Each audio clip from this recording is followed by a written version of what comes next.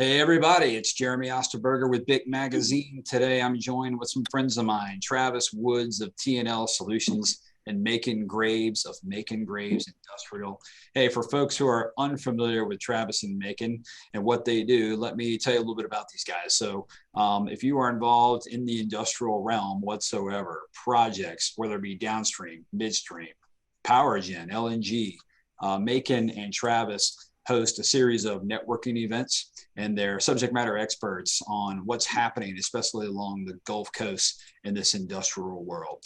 I've had the pleasure of speaking at several of their events over the past 18 to 24 months. So I'm going to hand the mic over to Travis, Macon. Hey, welcome you both, and appreciate you guys hopping on. Thank you. Thank you. Appreciate it very much. Yes, sir. Glad to be here.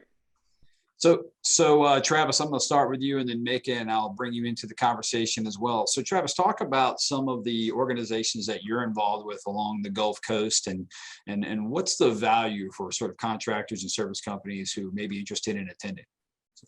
Yes, sir. About 12 years ago, we started the Gulf Coast Industrial Group in Lake Charles, Louisiana.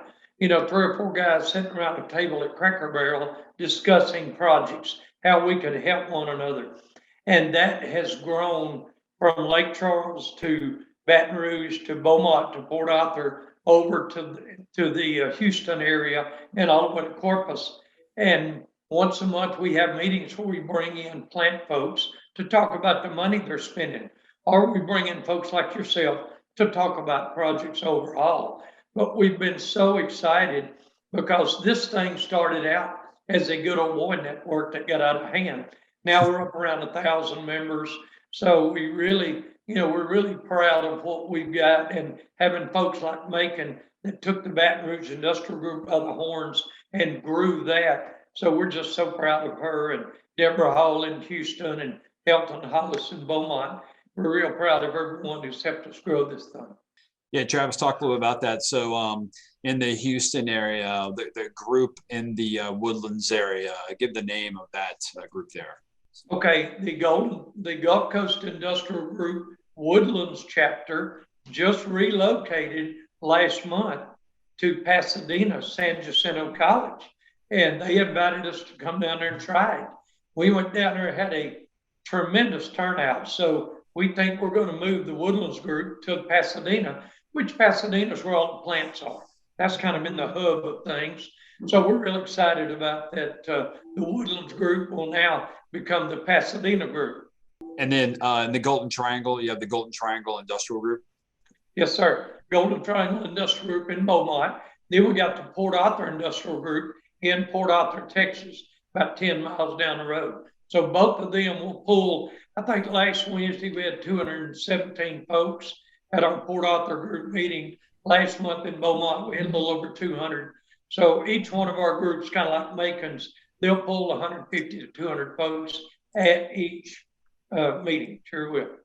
And Macon, talk a little bit about BRIG, the Baton Rouge Industrial Group. Yeah, I'm the chapter chair of the Baton Rouge group, Baton Rouge Industrial Group. We meet once a month, the third Wednesday of the month. Like Travis was saying, we have guest speakers come in and talk about project-specific opportunities. We have the plant manager of Temendco speaking tomorrow. I stand up and give some information about things going on in the area and the industry, as does Angel Janson.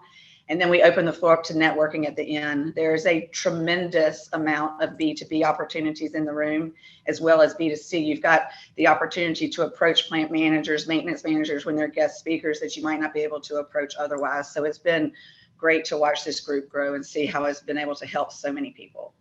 Yeah, the last meeting I was at in BRIG, we have some representatives from Westlake, some guys from Shell there. So certainly some owner operators in attendance from time to time. Hey, yeah, guys, so let's dig into some of the things that our really audience wants to hear. Let's get in some updates and projects along the Gulf Coast. What do we got, Travis? Man, I'm going to tell you, there's so much breaking loose, and I heard more this morning. Once I verify it, I'll let you know. But, between Beaumont, Texas and Lake Charles, south to Cameron, back to Port Arthur, that's like a 60 square mile area. We're up to $83 billion in major industrial projects breaking loose. I mean, everything from Valero to Golden Pass LNG to Venture Global, now fixing to build their second plant. But you know, the situation is, Jeremy, we need like 30 to 40,000 more people to move in here to get all this done. And that's where the situation is. The work's here, you know, now we got to get supplies, but we really need those folks to come in here, help us build all this. Yeah, absolutely. Yeah, making any other thoughts on anything that's being covered at the Brig meeting? Well, spoiler alert, one of the things we're talking about tomorrow is Driftwood LNG. I had the pleasure of hearing Driftwood speak last week at Travis's meeting.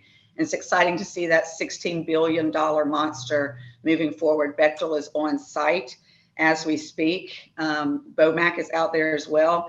So there's a tremendous amount of opportunities in between biodiesel, carbon capture, and LNG. Billions and trillions of dollars worth of work on the Gulf Coast, and a lot locally as well. Yeah, I was flipping through some of our projects. 88 million Kinder Morgan and Neste partner on renewable expansion project. A little bit about that for folks listening. This was announced in early May. Looking to refine waste, residues, innovating some raw materials into renewable fuels and sustainable feedstock for plastics. Of course, that Harvey terminal located in Harvey, Louisiana, will become a primary domestic feedstock storage and logistics hub, supporting additional renewable fuels, you know, production. Travis, kind of in your stomping grounds over there in the Beaumont area, looks like that OCI project is really interesting. What about $5 billion is what I'm hearing? Yes, yeah, that's $5 billion. They just built that plant a couple of years ago. We had a big outage out there last September, real nice outage, and now they've announced this. And I believe some folks told me Jacobs Engineering was doing the feed study on it. Gotcha.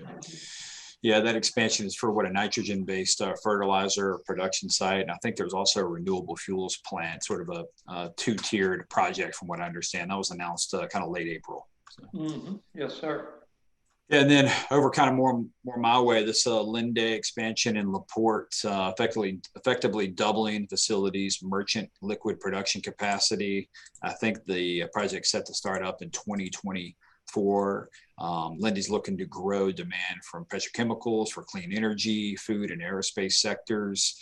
It's also going to supply Linde's existing Gulf Coast pipeline system, which includes nitrogen and oxygen pipelines extending from Houston to Freeport, Texas. So that was announced kind of April. Yeah, absolutely. And then any updates making on BASF? I did read something back in March about an expansion of its MDI capacity. Yeah, I read about that as well. I don't have any details on it. We can certainly look into it. Cool. And get you some information back to you. Yeah, let's see. I think my notes here back in March, looks like engineering for the final phase of the MDI expansion is progressing on schedule. Looks like some new upstream units resulting in total capacity of approximately 600,000 metric tons per year. Sounds like a lot to me. So pretty exciting stuff all along the Gulf Coast. I did see something earlier in the year. I don't know where this stands, but Honeywell expanded its Baton Rouge facility, looking to double the capacity of its Solstice ZE, an ultra low global warming potential solution. Solstice ZE is used in foam insulation as a propellant in personal and household care products, refrigeration and conditioning applications. So yeah, a lot of stuff happening obviously along the Gulf Coast. Honeywell has a full plant turnaround, gate to gate turnaround in when is it? It's in July or August. About a month long. About a month long turnaround. Okay, very cool. Awesome. Yeah, I'm pulling together some turnaround data too, and I'll share that as well if I can get a hold of some of that and maybe package another video together at a later time too. I know a lot of folks always tracking turnaround. So yeah, you bet. One thing I wanted to inject, you mentioned Linde a while ago. 2 weeks ago, we had a carbon capture summit in Port Arthur, and Air Products was here. Now, the guy that spoke with Air Products talked about $10 billion worth of projects from Baton Rouge, Houston, that Air Products is kicking off on carbon capture. So we've got him speaking at our Pasadena meeting next Wednesday at 9 o'clock. if you'd like to come by. I'm sure he's really going to be laying it out there for us. Yeah, no, thanks for the invite, Travis. I'll try and make it. That's so interesting. With the hydrogen expansion that we're seeing, those gas manufacturing companies from Matheson to Air Liquide, Air Products, you're going to see a lot of investment from those folks for sure to meet that demand. Cool. So no, thanks, Travis and Micken, for a little project update, little roundtable. I enjoyed that. We can do this again in the future. Hey, before we wrap up, guys, let's talk about the industrial resource portal. Travis, can you give us a little bit of rundown on the background of this tool, and what's so interesting about it? Yes, sir. We created an app, making an idea about a year ago now. And, I walked in a plant guy's office and he was Googling for contractors. Mm-hmm. And I said, what are you doing that for? He said, well, we just lost one of our contractors for safety violations and I needed to find one right now.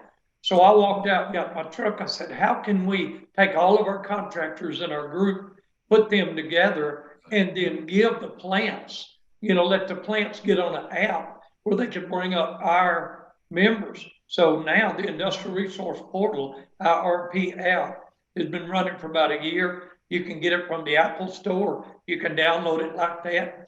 But this thing is incredible. It's really a good marketing tool for all of our contractors and plants to be able to get to our contractors. Right. Oh, no, really cool. And I've seen it, definitely has some value, and appreciate the update on kind of where you're at with that. I know it continues to grow as well. So it's all about the participants and the engagement. So. Yeah, we have plants starting to sign up already. So it's caused some organic growth. It's been great to see this thing come to fruition. The plant manager he's talking about said, I have a handful of contractors that I use regularly, and a lot of plant people say the same thing. Outside of that, I Google all day long. Then they have to weed through the other contractors of the world to find the industrial. So this is making it more streamlined for our sector. Yeah, no question. So I think that's an important thing. I really appreciate Micken, Travis, what you guys do in the events category. I know, thank you so much for allowing us to participate. And I look forward to some exciting things in the future. Hey, let's jump on every now and then and do this again. I think people love project rundowns, and really enjoy you guys coming on. Yes, sir. Thank you. Thank you so much, Jeremy. We enjoyed it as well. Awesome. Hey, and as always, we're so grateful for our audience. Please like and share this recording with colleagues. For more industry news, videos, webinars, and podcasts, visit bicmagazine.com. Hey, remember, everybody, it's what we do together that counts.